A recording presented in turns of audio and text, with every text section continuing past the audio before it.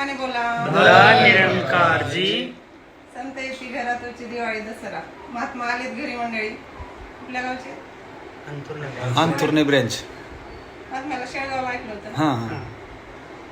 आता त्यांचे विचार ऐकायचे. आज सत्संगचं अनन्यसाधारण महत्त्व पटवून देण्यासाठी महात्मा शेळगावहून आमच्या परिवारामध्ये आलेले सद्गुरूचे लाख लाख आभार. बाबा हर दिवशी मला सत्संगचं महत्त्व पटवून सांगत असताना म्हणतात की सत्संग हे एक आहे उपवन सद्गुराशी ज्याचा माळी, जतन करीतो साऱ्या रोपांची स्वतः करीतो रखवाली, निज कृपेचे खत टाकीतो शिंपी प्रेमाची जलधार, मग ते पाणी आणि ढाळी सर्वच दिसती हिरवीगार, रंगीबेरंगी तऱ्हेची फुले ह्या निशिदीन फुलवितो, वादळ वाऱ्यापासून नित्य स्वतः रक्षण करीतो, कितीही सुंदर मोह कैसी बाग गुरुने सजवली, मने हरदेव हिच्या वासाने सुगंधित दुनिया झाली, सुगंधित दुनिया झाली. आनंदी असावी या भूस्थळी, आनंदी असावी या भूस्थळी, सुखी ठेव गुरुराया संत मंडळी, सुखी ठेव गुरुराया संत मंडळी, सुखी ठेव गुरुराया संत मंडळी. नको देऊ संता तू दुःख लाचारी, दारिद्र्य देऊ नको कोणा बेकारी, नको देऊ संता दुःख लाचारी, दारिद्र्य देऊ नको कोणा बेकारी, खंत ही कशाची नसावी मुळी, खंत ही कशाची नसावी मुळी, सुखी ठेव गुरुराया संत मंडळी, सुखी ठेव गुरुराया संत मंडळी, सुखी ठेव गुरुराया संत मंडळी. कधी ना कोणाचा धिक्कार व्हावा, जगीत नित्य संतांचा सत्कार व्हावा, कधी ना कोणाचा धिक्कार व्हावा, जगी नित्य संतांचा सत्कार व्हावा, फुलमाळा पडावी तयाच्या गळी, फुलमाळा पडावी तयाच्या गळी, सुखी ठेव गुरुराया संत मंडळी, सुखी ठेव गुरुराया संत मंडळी, सुखी ठेव गुरुराया संत मंडळी. सद्गुरूची ही फार मोठी कृपा आहे सासंगाची की आज हा संत दर्शनाच्या रूपानं एक पवित्र पावन योग सासंगत प्राप्त झालेला आहे. हा योग साधारण नाही आहे. जसं लिहिलं संतांनी, तुकोबारा लिहित आहे, तुम्ही संत मायबाप कृपावंत, काय मी पतित कीर्तिवान. सासंगत ब्रह्मज्ञानी माता पिताचं दर्शन होणं आणि आशीर्वाद प्राप्त होणं हे फार अतिशय दुर्लभ आहे, अतिशय दुर्लभ आहे. सासंगत आल्यापासून या परिवाराकडे पाहिलं, सासंगत धन्य परिवार आहे हा.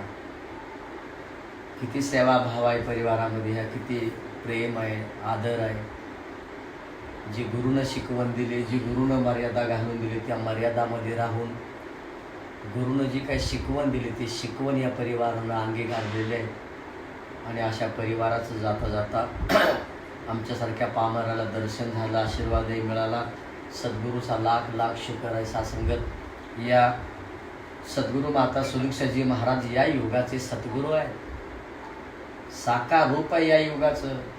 गात्यामध्ये अध्याय नंबर 507 आहे. तुकोबाराया लिहित आहेत, माझ्या विठ्ठलाचा कैसा प्रेम भाव, आपणच देव होय गुरु. तुका म्हणे नाही विश्वास ज्या म्हणे, पाहावे पुराणी विचारूनी. तुकोबाराया म्हणतात, विठ्ठल जर गुरु बनून येत नसेल तर वेदांना विचारा, ग्रंथांना विचारा. दाची हात जोडून विनंती आहे, विठ्ठलच आला आज. बाबा अवतारसिंग महाराज पवित्र अवतारवाणीमधून समजवत आहेत, सद्गुरू येताशे या जगती सुखमय करण्याशी कुल संसार. असं लिहिलं नाही की सद्गुरू येतो ह्या जगामध्ये तालुक्यासाठी येतो किंवा जिल्ह्यासाठीच येतो. कुल संसार सद्गुरू जेव्हा येतो ना, ती साऱ्या जगाला सुखी करण्यासाठी येतो, साऱ्या जगाचं कल्याण करण्यासाठी सद्गुरू येतो. सासंगत आज हा जगाचं कल्याण करण्यासाठी सद्गुरू आला.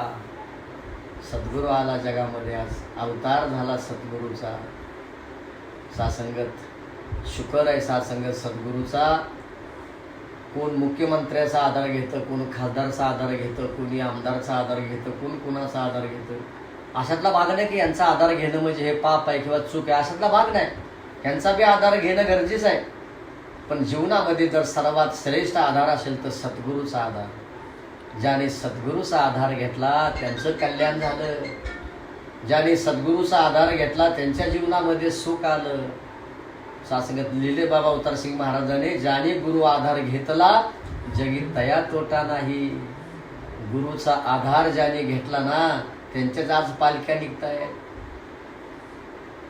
धर्मग्रंथात सुवर्ण अक्षरामध्ये नाव त्यांचं लिहिलं की ज्याने उठता बसता खाता पिता गुरुचा आधार घेतला. ज्याने गुरुला आपल्या हृदयामध्ये बसवलं. सासंगत गुरुशी ज्याने प्रेम केलं, जे गुरुच्या रंगामध्ये रंगले, सासंगत आज त्यांचं उद उद होतंय, जे जयकार होतोय त्यांचं. सासंग तुकोबा रायावर बाबा चैतन्य महाराजांची कृपा झाली. पहाट झाली, पहाट. अज्ञान रूपी अंधकार संपला, रात्र संपली अज्ञानाची. का? पहाट झाली गुरुच्या येण्यानं रूपानं. तेव्हा तुकोबारानं लिहिलं, पंढरीची वारी आहे माझ्या घरी, अनेक न करी त्रितव्रत. तुकोबाराया म्हणता आता वारी माझ्या घरी आहे. का माझ्या घरी वारी आहे? तर विठ्ठल सगळीकडे गच्च भरलाय. आता कुठं विठ्ठल नाही, कुठं विठ्ठल नाही. लिहिलं पुढं तुकोबारायने, जेथे जातो तेथे तू माझ्या संगती, चाल विषय हाती धरून या. सासंगत वेळ तर कमी आहे. उदाहरण आठवलं, कबीर चालले होते रस्त्याने, कबीर आणि चक्की होती दळायची.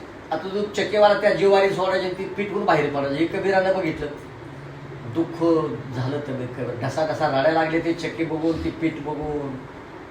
तेव्हा लिहिलंच कबीरानं, चलती चक्की देख के कबीरा रोय, दोन्ही पातन के बीच में बचाना शाबित कोय. त्या आरीचा आधार घेतला. आरीपासून जे बाजूला झाले ते भरडले.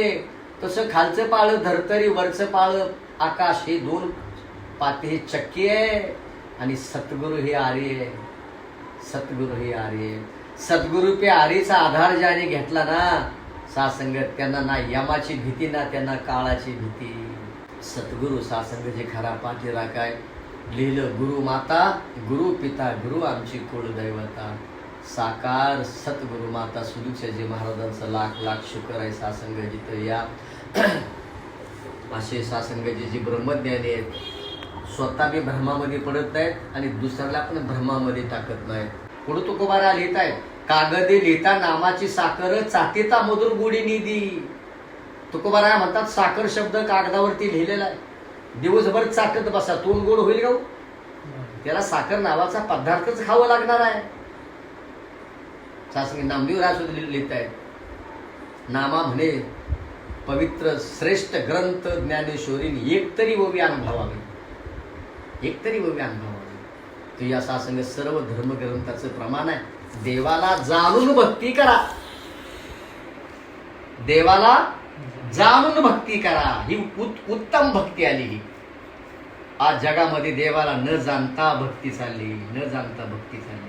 लिहिले तुकोबारायने, तुका म्हणे जग वेडे आणि ऊस टाकून खाती वाडे. तुका म्हणे जग वेडे ऊस टाकून खाती वाडे. हेच वाड खाणं माणसाच्या दुःखाचं कारण आहे. सत तुकोबाराय म्हणतात वाड कशाला खाता, ऊस खावाई. हेच आंधळपण माणसाच्या दुःखाचं कारण. तर या सासंगत या ठिकाणामध्ये सगळं ब्रह्मज्ञानी त्या विठ्ठलाच्या सासंगाची त्या विराट अविनाशी सत्य स्वरूपाचं दर्शन करणारी मंडळी या ठिकाणी मध्ये बसलेले आहेत.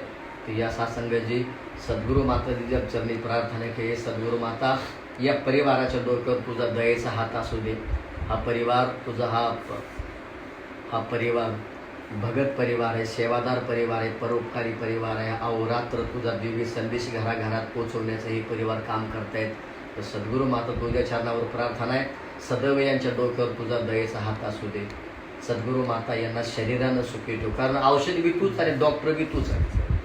लिहिलं, जे काम दवा से होता नहीं वो काम दुआ से होता है, मिला मुर्शद तो बात खुदा से होता है.